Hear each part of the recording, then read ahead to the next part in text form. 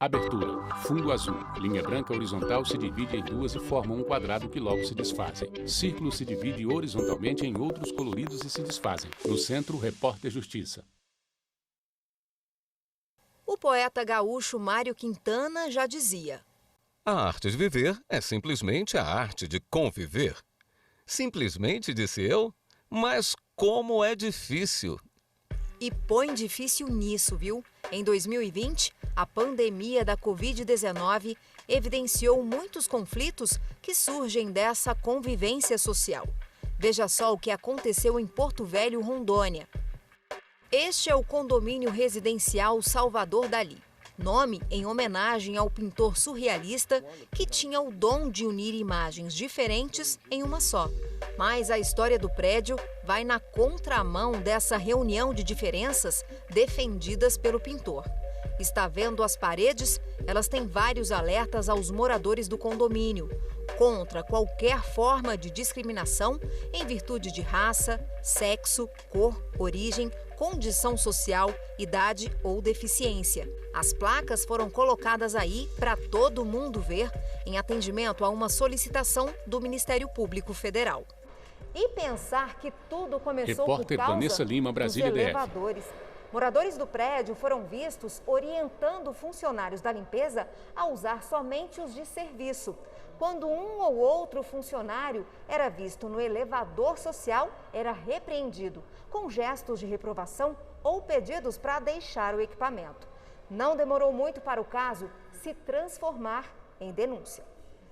O Ministério Público Federal enviou uma recomendação ao condomínio. No documento, a Procuradora da República, Gisele Blege, argumentou que a existência de elevadores de serviço e social não significa que um é exclusivo para empregados e que o outro é só para os moradores. A Procuradora continua: o elevador de serviço é para o transporte de carga, equipamentos, sacolas, carrinhos de supermercado ou de bebê, etc., independentemente de quem esteja transportando a carga.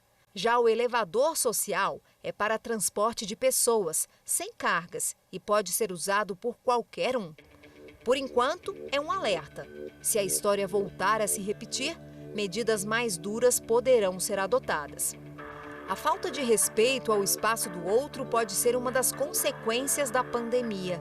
A civilidade também foi afetada pelo medo. A pandemia, eu acho que ela...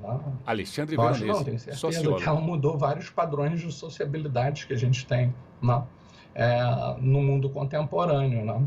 De outra sorte, né? Ela também teve um papel, né? Ou vem tendo um papel interessante, porque várias das... um bom conjunto de pessoas no mundo não pôde viver em isolamento social, por questões de trabalho, enfim, né? Ou de sobrevivência. E isso também gera, eu acho, que uma perspectiva de medo do outro, né? Apesar de você ter que estar ali convivendo, né? Mas de medo contínuo, de se contaminar. Assim como os funcionários da limpeza lá de Rondônia, Elson não pôde parar de trabalhar na pandemia. Motoboy, ele só não esperava ter problemas na hora de fazer uma entrega num condomínio de luxo. A cliente que fez o pedido de um sanduíche se recusou a receber o alimento levado por ele. O motivo? A cor da pele do entregador. No começo foi Elson difícil. Oliveira, motoboy. Custei a acostumar com a situação, porque nunca tinha sofrido esse tipo de preconceito, de racismo. Porque independente da minha cor, é uma coisa que é repudiante, né? Muita gente fala sobre isso até hoje. Já foi falado muito que isso tinha que acabar. A gerente da lanchonete, Ana Carolina, guardou as mensagens enviadas pela pessoa que fez o pedido. Veja a conversa. A cliente escreve: esse preto não vai entrar no meu condomínio. A gerente parece não acreditar e responde: oi?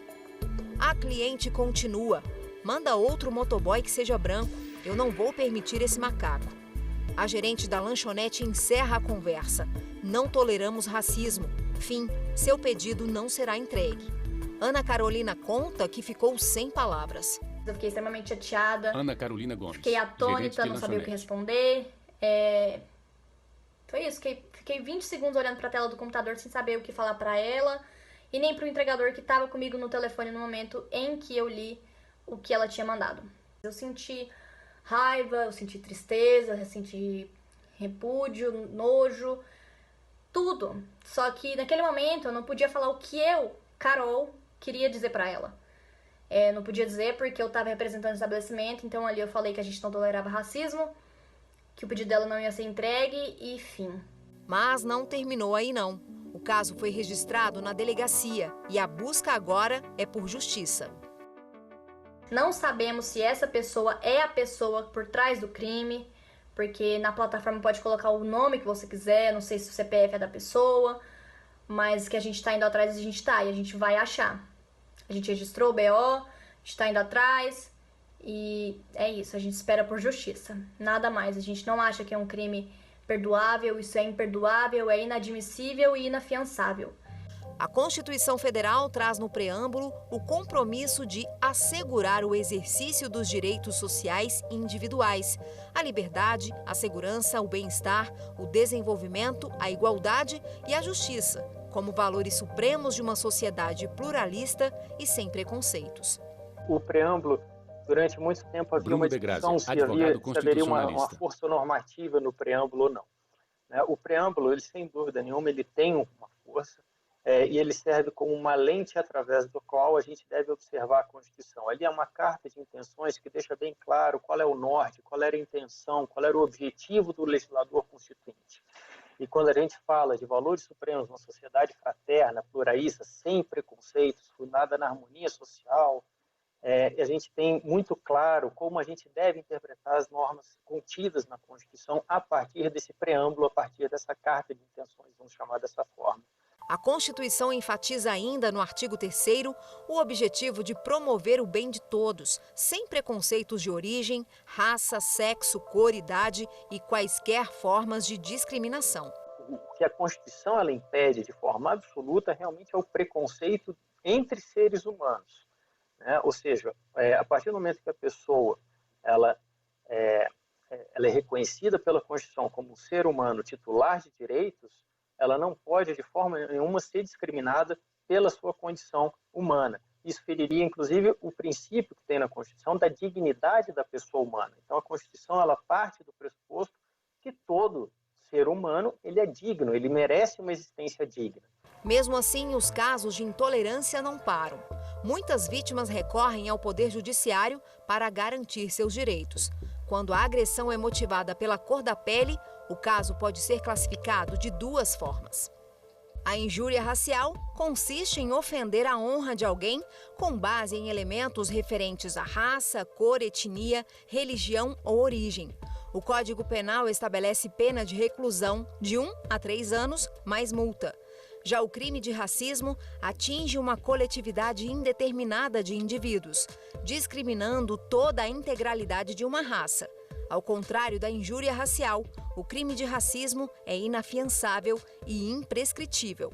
Recentemente, o Supremo Tribunal Federal aprovou uma ação direta de inconstitucionalidade que equipara a homofobia ao crime de racismo. No entendimento do STF, houve omissão do Congresso Nacional ao não editar uma lei que criminalize atos de homofobia e transfobia. Por maioria, a Corte decidiu enquadrar como tipo penal definido na Lei do Racismo. A ação foi proposta por Júnior Reis, depois de não conseguir doar sangue por ter declarado ser homossexual.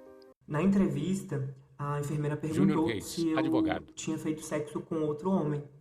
E eu falei que sim, que eu tinha um companheiro, que nós usávamos camisinha, que estávamos juntos há mais de um ano e que era um parceiro fixo, enfim, que era um relacionamento de confiança. E ela falou, você não vai poder doar, seu namorado também não vai, e não falou por quê. E aí eu questionei, perguntei por quê, o que estava acontecendo, e ela falou, é a lei, são simplesmente as normas, eu não posso fazer nada. Júnior viveu outra situação constrangedora no trabalho. Shopping Center. Eu trabalhava como recepcionista numa boutique de cafés, num dos shoppings de elite aqui de Brasília, e um dos clientes começou a me tratar com xingamentos e foi super violento comigo. E isso acabou causando uma situação dentro da loja. E depois que a situação acabou, eu ainda fui mandado embora, mesmo não tendo causado aquela situação, né? Então, além de sofrer a homofobia diretamente de um cliente, eu ainda tive que aguentar uma gerente preferir me mandar embora para que situações como aquela não acontecessem mais. Você viu neste bloco do Repórter Justiça que a convivência evidencia vários debates e também a importância do papel da justiça na solução de conflitos quando não há um consenso. Daqui a pouco, a repórter Joyce Pires vai falar sobre a importância da honestidade na convivência coletiva. Não saia daí, o Repórter Justiça volta já já. Vinheta de transição. No Centro Repórter Justiça. Vinheta de transição. No Centro Repórter Justiça. Um atributo para a boa convivência coletiva é a honestidade. A honestidade, de acordo com alguns dicionários online, é uma característica de quem age seguindo normas éticas e morais socialmente aceitas. É uma qualidade. A honestidade diz muito sobre o caráter de um indivíduo, um grupo social ou toda uma sociedade. Algumas pessoas dizem que ser honesto é fazer o certo, mesmo quando ninguém está por perto ou olhando. A honestidade ela não é só uma questão de escolha individual. A honestidade é, na verdade, produto de um sistema que faz com que haja um conceito harmonizado entre as diversas pessoas que compõem uma determinada sociedade do que é certo e do que é errado. Mas daria para transformar uma pessoa dando bons exemplos? Esse sociólogo explica que é totalmente possível. Na maior parte do tempo, nós todos, eu, você, né, agimos por emulação. Ou seja, reproduzimos coisas que nós já fizemos no passado que deu certo e que vimos outras pessoas fazendo e que deram certo também. Rodrigo adquiriu essa câmera fotográfica profissional em um site de compras, mas logo descobriu que a máquina era roubada. Ele então começou uma busca pela verdadeira dona do equipamento, até que encontrou a Cristina, também fotógrafa. Cristina teve a câmera roubada em 2015 no Rio de Janeiro. Ela nem acreditou quando Rodrigo fez contato para devolver a máquina. Então ele entrou, me localizou através das redes Cristina sociais. Lacerda, fotógrafa. Entrou em contato comigo para me devolver o equipamento.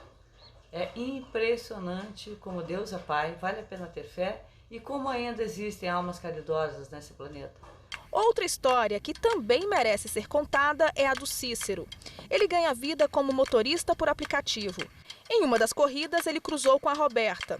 Ela precisava ir de Duque de Caxias até São João de Meriti, ambos municípios do Rio de Janeiro. No final do trajeto, R$ 22 foi o valor da corrida. Ela conta que, por engano, deu quase R$ 40 como pagamento e saiu do carro. Pois não é que o Cícero foi atrás dela para devolver a diferença? O que eu fiz? Eu dei uma volta lá no quarteirão lá e voltei até o local onde eu deixei a moça. Chegando lá no local, me informaram que ela tinha saído para almoçar. Eu perguntei aonde que ela foi almoçar e eles me informaram que era num determinado local lá. Eu não podia voltar com o carro porque era contramão nesse local.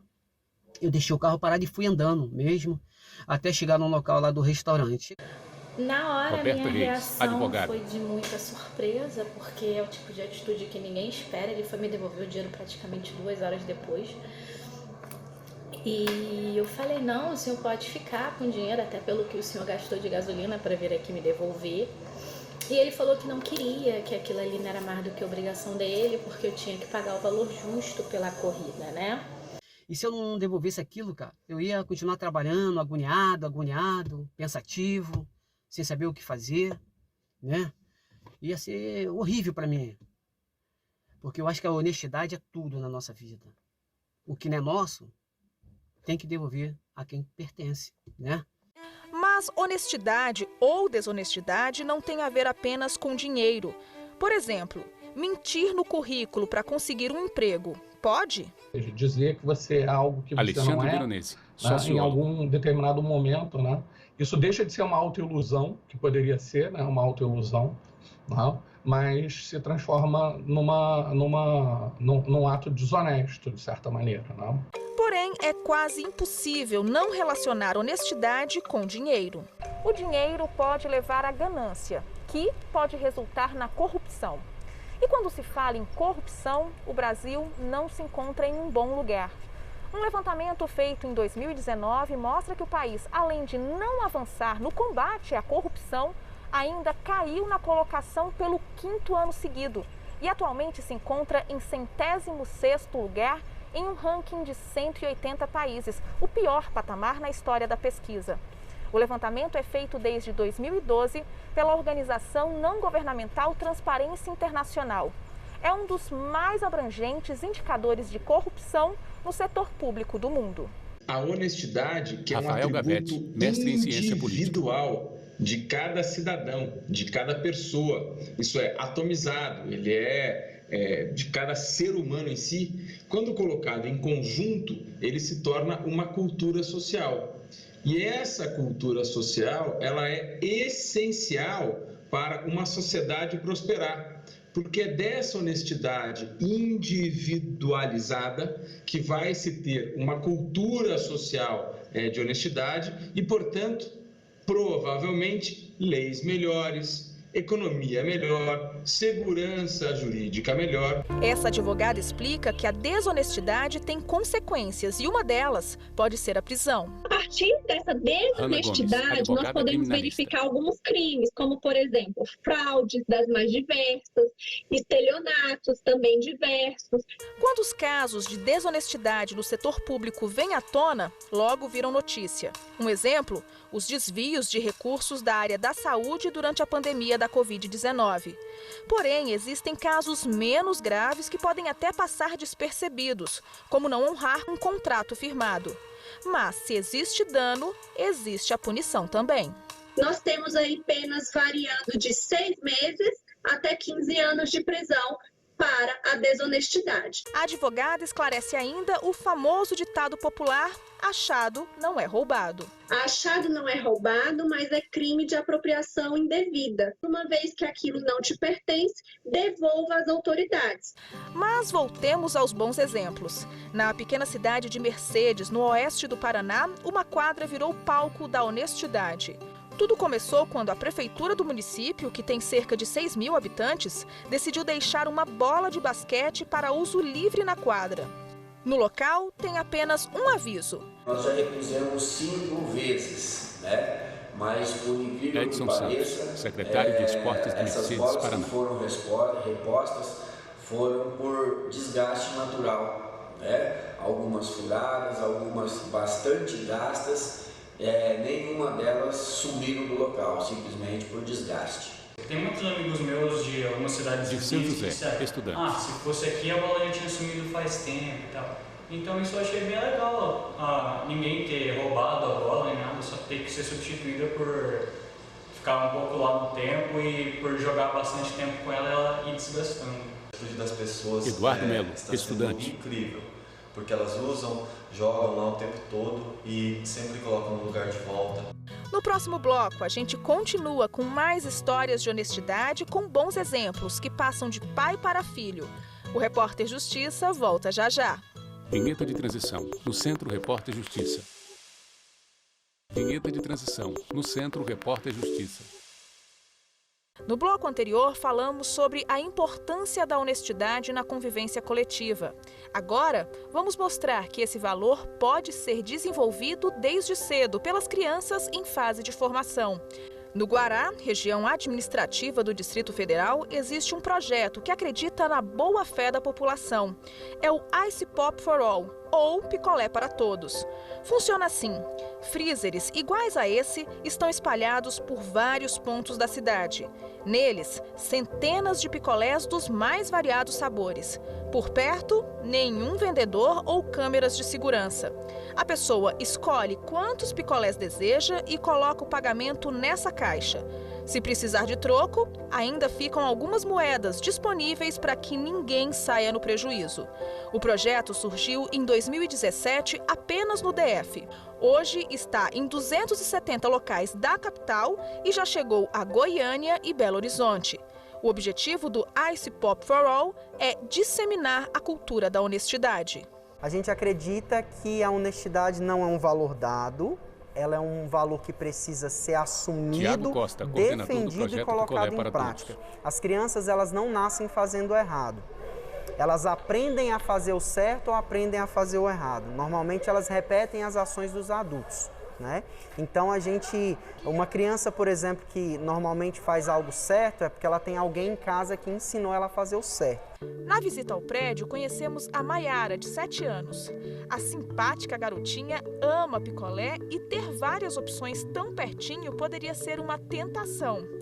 Mas ela sabe perfeitamente o certo a fazer. A primeira coisa é não pegar picolé sem pagar.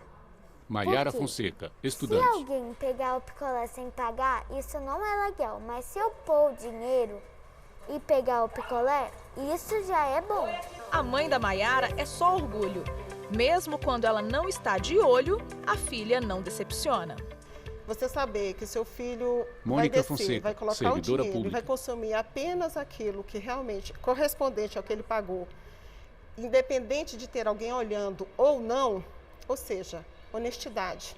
E isso faz com que essa semente que está sendo plantada, a gente vai ter com certeza adultos melhores. A Maiara não é a única que sabe que não pode pegar os picolés sem pagar. Ela apenas chama atenção por já ser tão consciente mesmo sendo tão pequenininha. Mas o gesto de honestidade é repetido também pelos adolescentes do condomínio, que só pegam os picolés quando tem dinheiro no bolso.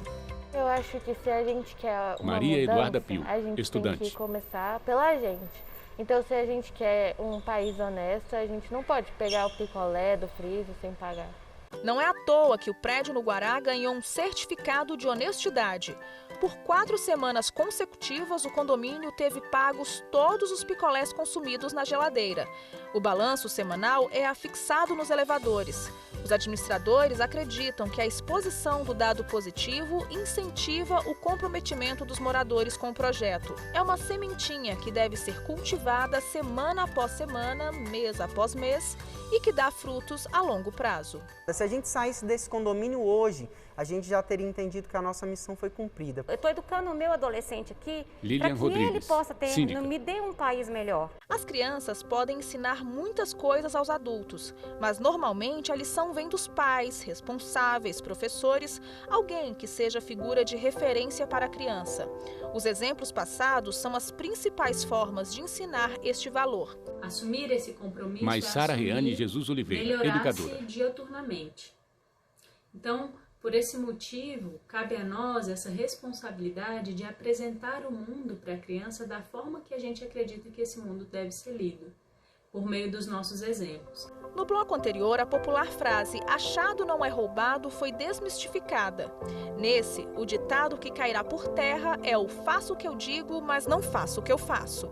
É lá no seio da família que a criança aprende os seus primeiros letramentos. Como dizia Vygotsky, a gente se educa na presença do outro. E nesses letramentos, nessas situações nas quais a linguagem, ela é importantíssima para a comunicação e para situações em família, a criança vai aprendendo palavras, expressões, experiências e, mais do que isso, uma leitura de mundo, para citar o nosso educador Paulo Freire. E nessa leitura de mundo, a criança aprende não só palavras, mas aprende um modo de ler também esse mundo. Mas tem expressões Repórter populares Joyce Pires, que podem Brasília sim DF. ser levadas a sério. Por mais clichê que pareça, dizer que as crianças são o futuro do Brasil é uma verdade.